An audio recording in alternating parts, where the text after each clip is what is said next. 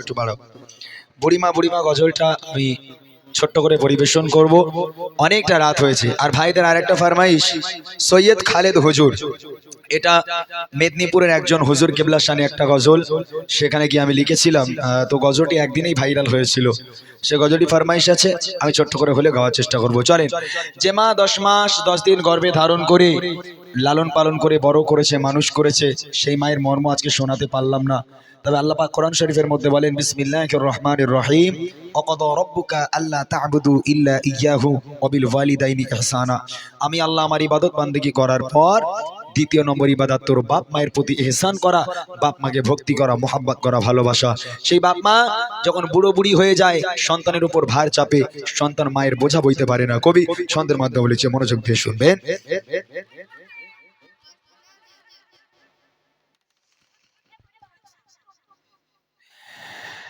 বুড়িমা বুড়িমা শোনো বুড়িমা, কেন কাঁদো তুমি কিসের বেদনা মাগো বলো না।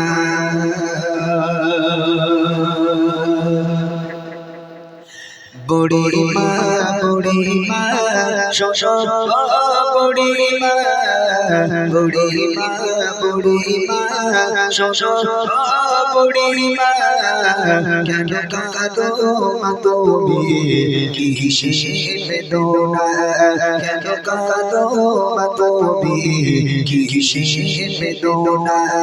বুড়িমা বুড়িমা শোনো বুড়িমা, কেন কাঁদো তুমি কিসের বেদনা, কেন কাঁদো তুমি কিসের বেদনা। স্নেহ মায়া গড়া ছিল সাধ সন্তান, কলিজার টুকরা ছিল মোর জানের জান। হৃদয় ওজার করে দিতাম ভালোবাসা,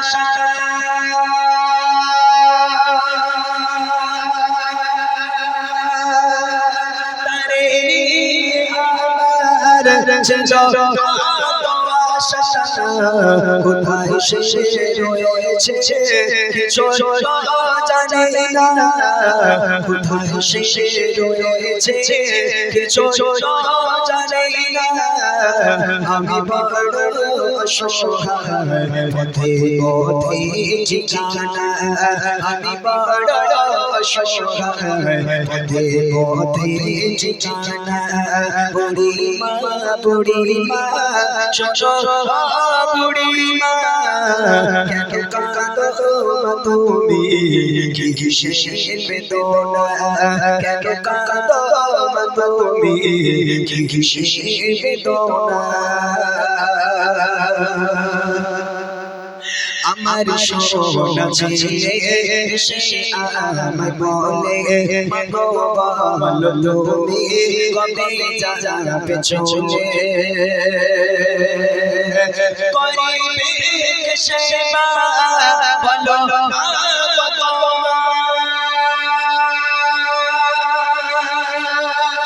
প্রতিদিন কি ঔষধ কেনে পারা যায়, তোমার ভার মাগো আর বইতে পারবো না, তোমার ভার মাগো আর বইতে পারবো না। আজ থেকে তুমি খুঁজে নাও ঠিকানা, আজ থেকে তুমি খুঁজে নাও ঠিকানা। বুড়িমা বুড়িমা শোনো বুড়িমা বুড়িমা বুড়িমা শোনো বুড়িমা, কেন কাঁদো তুমি কিসের বেদনা, কেন কাঁদো তুমি কিসের বেদনা। বেদনা কেন কাঁদো মা তুমি কিসের বেদনা কেন কাঁদো মা তুমি কিসের বেদনা